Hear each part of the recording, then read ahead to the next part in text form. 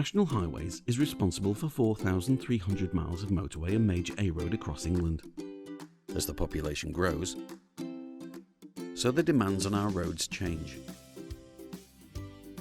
Increased new housing or plans to boost the local economy can lead to congestion or safety issues that require additions to the existing network. The design process begins once we're given an instruction by the government to develop and deliver a new scheme. We start by looking at every possible route that can get people from A to B. These routes are then assessed against several criteria to narrow the options down.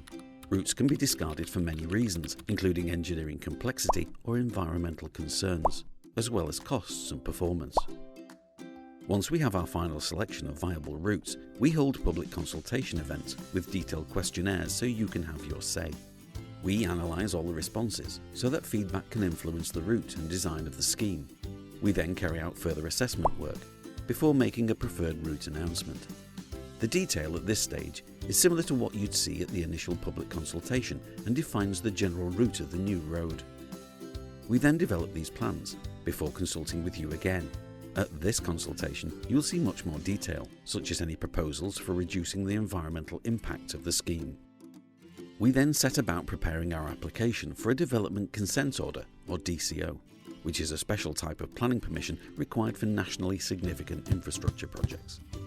A DCO application is submitted to the Planning Inspectorate, who appoint an independent examining authority to examine our application. You'll be given the opportunity to participate in this examination by providing written evidence to the Planning Inspectorate and speaking at hearings. During the DCO process, we still carry on refining the design, as not all the fine detail will have been decided before we submit the application. At the end of the examination, the examining authority submit a report to the Secretary of State for Transport.